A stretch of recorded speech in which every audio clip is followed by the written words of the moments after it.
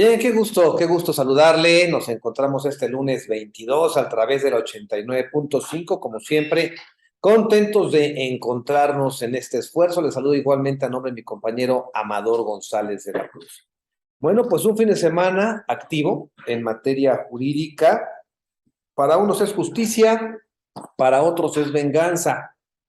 Para unos fue enroque, para otros coincidencia y el asunto ha polarizado de nueva cuenta a la sociedad mexicana. ¿Y a qué me refiero?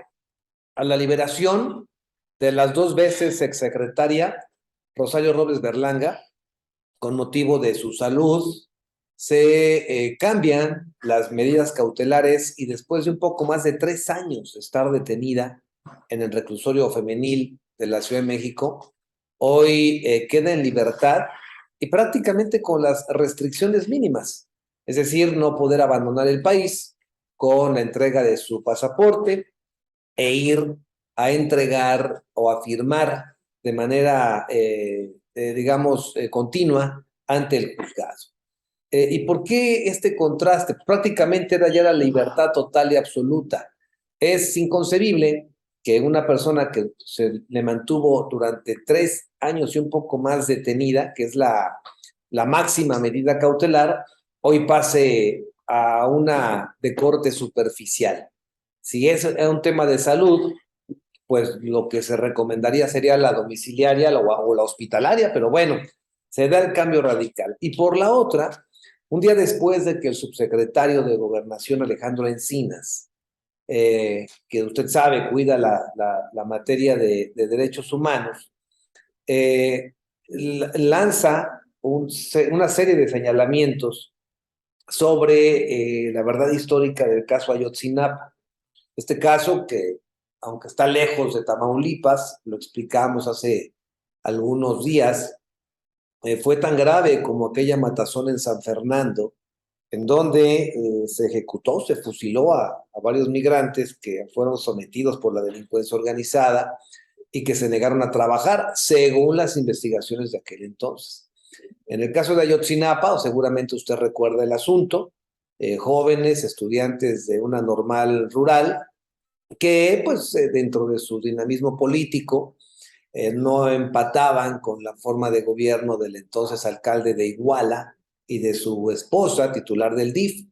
Y precisamente el día del informe de la presidenta del DIF, ellos pretendían pues echar a perder, interrumpir el informe y vino la orden, que todavía no está definido quién la dio, de detenerlos, someterlos y posteriormente desaparecerlos. Y la última, ejecutarlos y después no dejar rastro de ellos.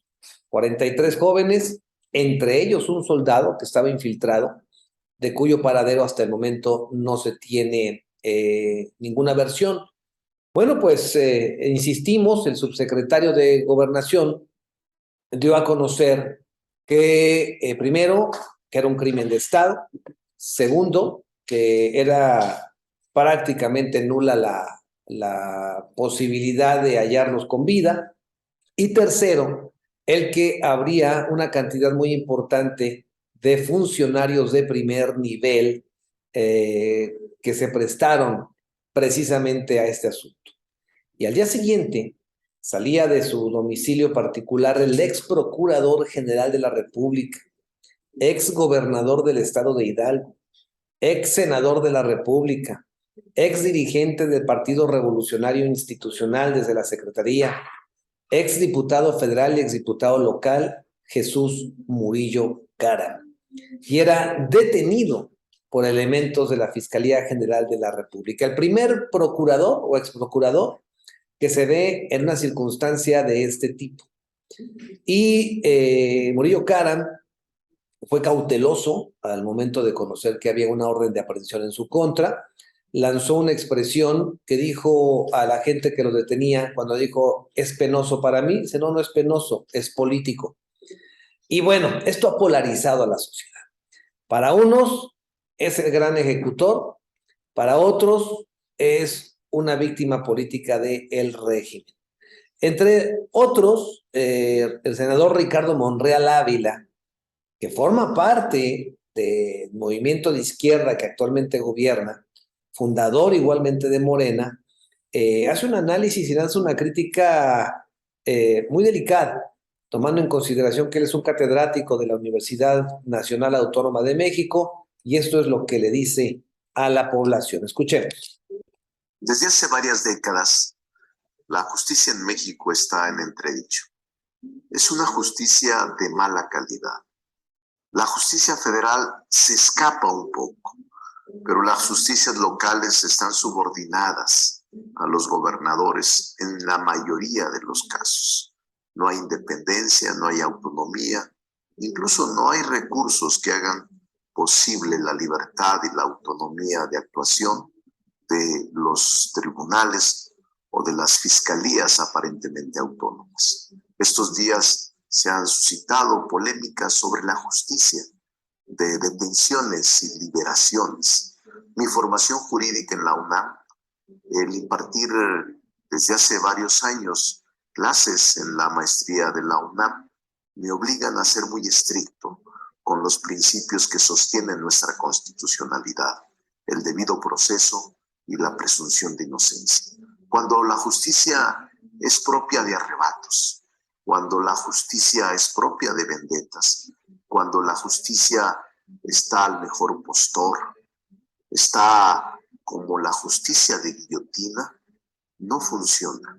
La calidad de la justicia es mala y el deterioro social camina a pasos agigantados. No queremos eso en México.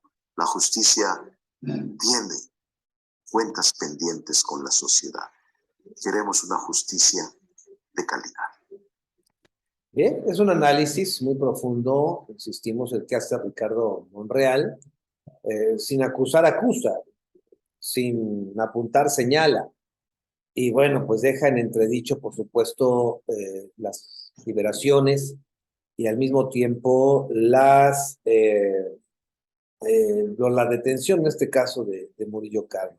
Bueno, reacciones del PRI, ha habido de todas, no deja de hablarse de un asunto de venganza, que lógicamente tiene en entredicho a una administración, que es la de Enrique Peña Nieto, a la que le quedó este asunto en medio. ¿Qué dice Alejandro Moreno?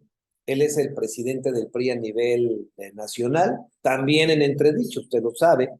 Él escribe que es inaceptable que el gobierno federal persiga exfuncionarios públicos que buscaron resolver y procurar justicia en un caso tan relevante y triste como el de los estudiantes de Ayotzinapa. Establece también en su Twitter que su detención, refiriéndose lógicamente en especial a la de Jesús Murillo Karam, y hay un prófugo, el señor Cerón, que se encuentra en Israel, que era el director de averiguaciones previas. Dice que su detención es una señal de que el gobierno no busca dar justicia a los familiares de los jóvenes ni certeza al país. Acciones como esta buscan distraernos de la crisis de inseguridad, inflación, desempleo, pobreza y de la crisis en el sistema de salud pública del país. Dice Alejandro Moreno, lo esperado es que el gobierno hubiera detenido a quienes desaparecieron y agredieron a los estudiantes, pero no, buscan culpar a los que atrajeron la investigación, la cual involucraba a varios funcionarios vinculados desde ese entonces a quienes hoy están en Morena.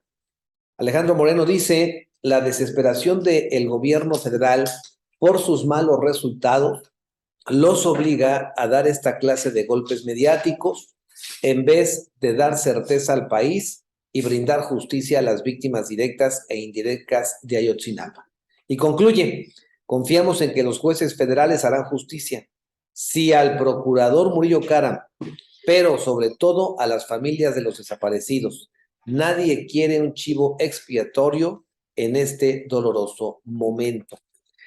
En la contraparte, el vocero de la Presidencia de la República, Jesús Ramírez, habla y promueve el decir de la Fiscalía. Que yo aquí quiero volver a atender a lo que decía el senador Ricardo Monreal. Las fiscalías son autónomas. Y el fiscal general de la República se presenta en las conferencias de prensa del Ejecutivo, se le cede la palabra. Sí, dicen, se respeta su autonomía, pero no es el foro, como si no tuviera instalaciones la Fiscalía General de la República para poder actuar. Esto sucedió esta mañana, insistimos, en la conferencia de prensa del presidente, y es la voz del fiscal general de la República, otro personaje que está más que cuestionado, Alejandro Gertz Manero. Escuchemos. Frente a la magnitud de los delitos cometidos el 26 y el 27 de septiembre de 2014 en Iguala, el Ejecutivo Federal en ese momento intentó soslayar la responsabilidad del Estado mexicano ante un crimen desmesurado y brutal y trató de adjudicarle la culpabilidad total de los hechos a las autoridades del Estado de Guerrero y a sus policías municipales, que eran parcialmente responsables. Pero la dinámica de lo que había ocurrido, que era imposible ocultar, se salió de su control y fue en ese momento cuando el Procurador General de la República, Jesús M., se presentó ante los medios y señaló lo siguiente: estamos preparando un equipo de investigación, se trasladará el jefe de la Agencia de Seguridad y su servidor, que seremos los responsables directos de esta investigación. Ante esa afirmación, ahora hemos podido demostrar con pruebas ya judicializadas que el propósito evidente de quienes habían asumido tal compromiso era el de engañar a la población para encubrir lo ocurrido y eludir las responsabilidades de autoridades federales y locales coludidas, adjudicando la brutalidad sucedida solo a policías locales de Iguala, Cocula y Huitzuco, quienes entregaron a los estudiantes masacrados a uno de los carteles que se disputaban el control de las drogas de esa ciudad. Para lograr lo anterior, los que se hicieron responsables de esa investigación cometieron un número incalculable de abusos, torturas y presiones para obtener las confesiones de dichos policías, adjudicándoles todas las responsabilidades que sus superiores estaban buscando eludir, para después inventar la supuesta verdad histórica que señalaba que todos los estudiantes habían sido incinerados en el basurero de Cocula, para así concluir el caso y cerrarlo definitivamente. El proyecto de complicidad y encubrimiento movió todas sus redes mediáticas para lograr que ese asunto terminara y se cerrara, al haber sido supuestamente quemados los jóvenes estudiantes y al tener como únicos responsables. Bien, ese es parte del discurso que esta mañana, discurso tal cual, informe el fiscal general de la República en la sede del Poder Ejecutivo, y Jesús Ramírez Cuevas, el vocero presidencial, advierte que la detención e investigación del ex procurador Jesús Murillo obedece a la responsabilidad asumida públicamente por él mismo en la manipulación de la verdad histórica, obstaculizando la administración de la justicia y recurriendo a la tortura. Cada quien va a tener su posicionamiento. Vuelvo a insistirles, es un tema de polarización social, y pues aquí, como se plantea, los jueces, que son un poder ajeno al Ejecutivo, de acuerdo a la investigación y pruebas presentadas por la Fiscalía General de la República, y obvio al trabajo de defensa que tendrán los abogados de Murillo Karam, tendrán la última palabra. Así que, ¿qué le espetan y qué le reclaman a Murillo Karam? Era una parte final de la investigación en donde Murillo Karam, de manera soberbia, porque lo es, eso sí no nos queda la menor duda, hablaba en los siguientes términos, y eso es lo que molestaba, por supuesto. Escuchemos a Murillo Karam. Los normalistas fueron privados de la vida, incinerados y arrojados al río San Juan en ese hombre. Es la verdad histórica.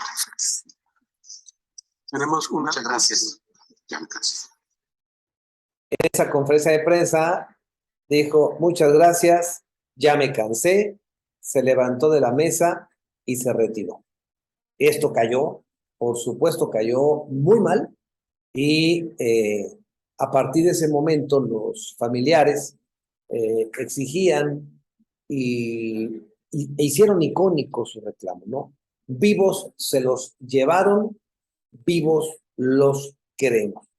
Desafortunadamente, insisto, es prácticamente aceptado el hecho de que hoy no solamente están sin vida, sino será prácticamente imposible conseguir el paradero, saber si en verdad fueron incinerados, que parece imposible haber desaparecido y que esto quedara en cenizas, o se encuentren en alguna parte enterrados y no se ha podido dar con alguno de ellos.